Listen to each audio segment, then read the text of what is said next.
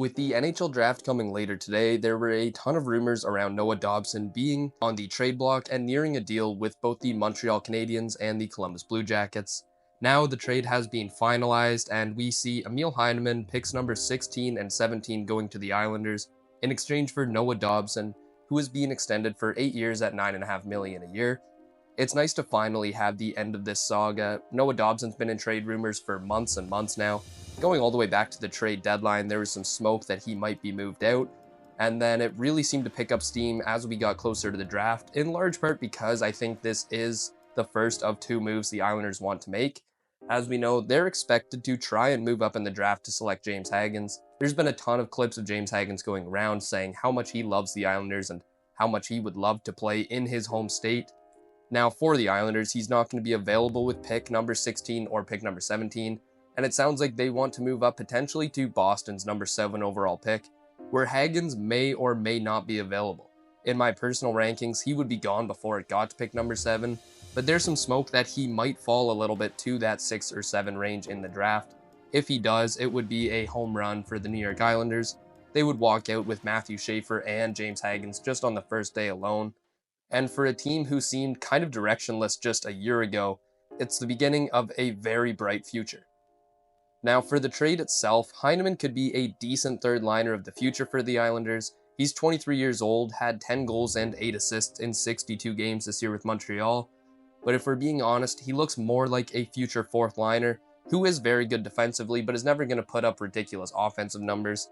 He's got a great shot, but again, the skill isn't really there for a top 6 role, so while he may be a third liner, I see him more as a fourth line defensive forward, which isn't a bad player whatsoever, but it's more of a throw-in in this deal. But the big thing for the Islanders is getting those 2 first-round picks to move up, and they will have Matthew Schaefer as their number 1 D of the future now. It's all but a guarantee that he goes first overall, and it's refreshing to also see changes in New York. For years, they would run back the same team, and a core of Barzal, Horvat, and Dobson, it's not bad, but it was never going to get them a Stanley Cup. They'd be a fringe playoff team, make it, but they would never do any real damage. So with Matthew Darche now as the GM, it's nice to see this new change of direction. But the reason everyone is here is to hear about how Noah Dobson is going to be a difference maker in Montreal. And right off the bat, I thought this is just such a massive help to that D-core. He instantly becomes their second or arguably best defenseman, although he could easily be overtaken this year just with how good Lane Hutson has been and how good he projects to be throughout the future of his career.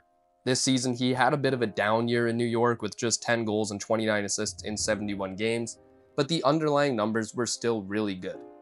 The thing with Dobson is he moves pucks extremely well, and especially given his size. He's 6'4" and over 200 pounds, but he skates really well, he can make excellent passes, and he's not really going to score the most goals in the NHL as a defenseman, but he can just get so many assists by feeding star players.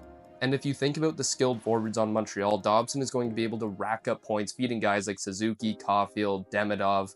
There's just so many options for him, and I think he is going to put up some pretty ridiculous points, although I don't see him getting back to that 70-point season, which he had just a year ago. I think a lot of people forget that he was that effective just one season ago. But the reason I don't see him getting back to quite that level is because he's probably not going to be on the top power play unit. I don't think he has the offensive ceiling that Lane Hutson has, but he is the perfect power play number 2 quarterback, or maybe Montreal wants to run a 2 defenseman power play, which we don't see too often in the NHL now, but with how talented offensively both these players are, it could make sense in their situation. Either way though, Noah Dobson still projects as a top pair defenseman and arguably a number 1 defenseman. So if you think about how rare those are to get, especially the ones that shoot right-handed, this deal is a no-brainer for Montreal. He fits the age of their core being just 25 years old, and the Habs didn't have to subtract any of their top prospects, most specifically Michael Hage or David Reinbacher.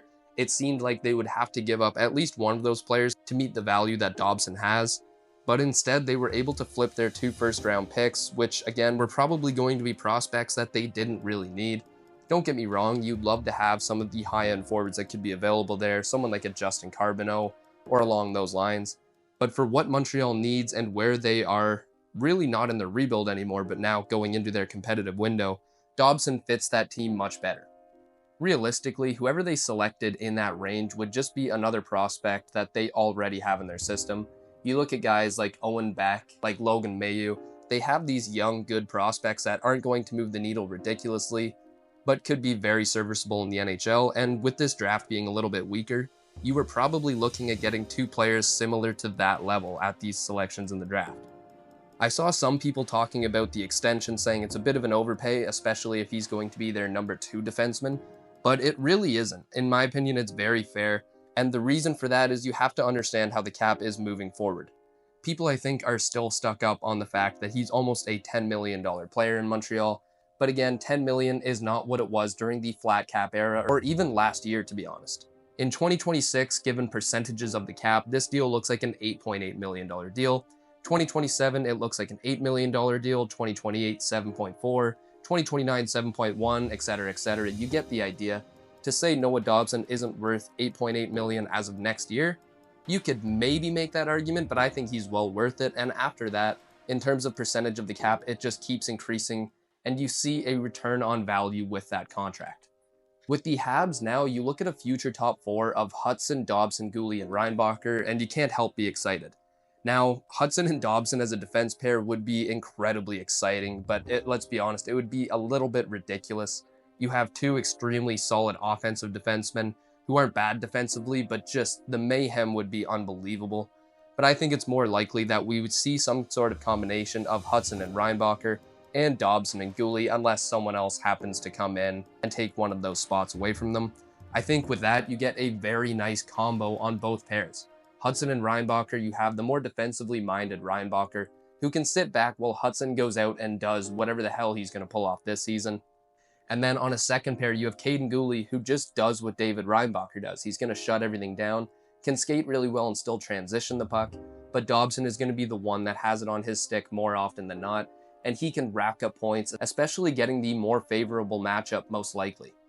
Now, maybe the Habs try and run it differently, so Hudson gets these secondary matchups to get even more offense, but either way, you have an elite offensive defenseman and a great defensive defenseman on both pairs.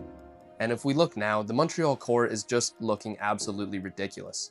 I just talked about that top 4 defense of the future. I mean, the oldest player there is Noah Dobson, and he's just 25 years old. So they're going to be great, and they're going to be great for a very long time. And then up front, you have the superstar, hopefully, of the future in Ivan Demidov. Nick Suzuki is one of the most underrated centermen in the NHL. You can watch a recent video I made on him. He's one of the most underappreciated stars. Then you also have guys like Juraj Slafkovsky, Cole Caulfield, Patrick Laine, if he can kind of get back to the level he's expected to be at, among others. Like, you have young players like Owen Beck coming into the lineup as well. Josh Anderson, say what you want about him, but he is an effective player, especially when they start playing that playoff style. There's so many stars on Montreal that core is just going to be so good as we enter the latter half of the 2020s. And with that in mind, I think we just have to give a huge round of applause to Kent Hughes. He's cemented himself now as, I think, one of the best GMs in the entire league, right up there in the top 5 or maybe even higher. Like, you just look at how he has transitioned this team from when they lost in the Cup Finals to Tampa Bay to where they are now. You could call it a mini rebuild because it really wasn't that long, and they are already back in the playoffs. On top of the fact that they have so many young prospects coming up that can fill the slots on their team in the bottom 6 or on the bottom pair as they move forward. And who knows, maybe the Habs aren't done. They still want to add another forward to the lineup. The one area that they still need to address is that second line center position, but free agency is just around the corner. And the Habs, again, have more prospects and more picks as well, not in the first round, but more picks that they could ship out to acquire that NHL-ready talent. Kirby Dach could potentially come back as the second-line center. He's shown in the past that he's capable of doing it, but there's just been so much injury concern there that you don't really know what shape he's going to be in when he comes back in terms of how effective he is. So that's one area that probably needs to be addressed sooner rather than later. We'll see later tonight if Darsh is able to pull off the Shaggins duo. Although for now, we're left with this trade, and I think it is a win overall for the Montreal Canadiens. I would have expected Noah Dobson could have got a little bit more, but that doesn't mean it's a bad package for New York whatsoever. I still think this was a solid deal for them, and we'll see what else they have up their sleeves as the draft is coming up in just a matter of hours now. Let me know what you guys thought of this video. It's a little bit of a different style from most of mine. However, I wanted to be able to get news reactions out as quickly as possible.